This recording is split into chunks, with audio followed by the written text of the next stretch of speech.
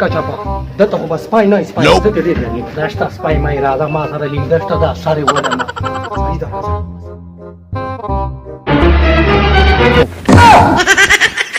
لا د سپای اواز ما وکړ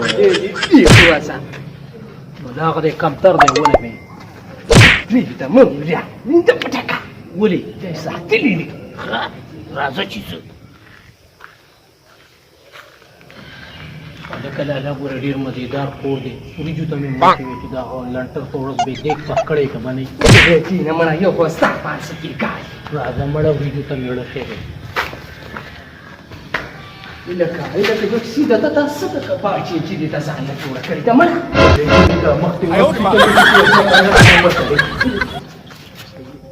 لکه پلنګي راوځ راسلي ونی لاله कौन है ये लोग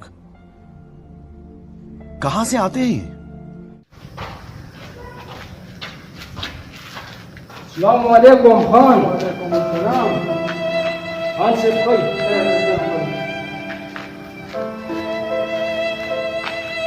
دا واخل لکه نور مات نشته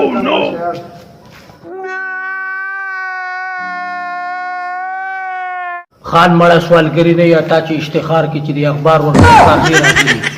مولا لامي غلې دین خان صاحب خان صاحب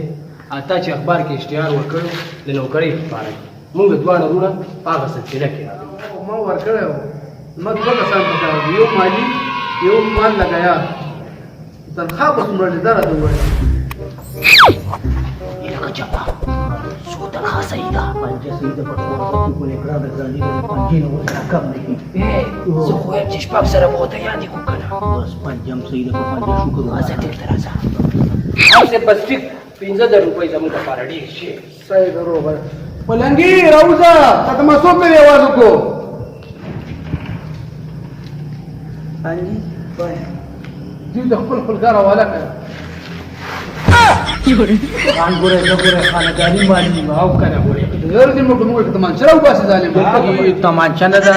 رمبې دې رمبې موږ خانداني مالیان یې پلنګي دوی ته خپل کار په حواله کړه رچې بندوبست دا مو کړه صحیح دې طریقې یعنې په جیب کې ورسره ټکې درک نه لګي ټول ډایلاګ کوي ته مې وکړه دا چېرته نواز شریف راغلی هغه پلنګي څه دې راغستې ما ویل چې دا چې په ګوړه کې په حق مو په چینو کې په ګوړه کې بالا په چینو کې په خچېره فوخ کې ولیا هغه بسکټ ما سره راوړه ارسه مراوي خپل کار کوي زه تاسو خپل کارونه ولا کړه بوزه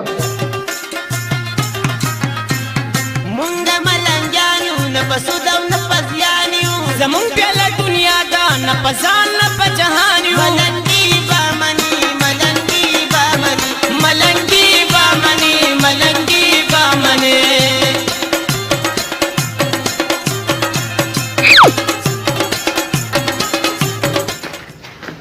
تاسو خو ډیر زیات تړل او کنه یاده لګه تاسو کارنا او کنه څنګه دې را حق درو په پته نه کې کړو دا وو دې تاسو زموږ بلاد ټول کار او دې باندې راو دا نیک ته ویې مزه راوړل او کنه سر روټي راوړل سو خړاتا ګوره کې دې ته مزه لا راغلي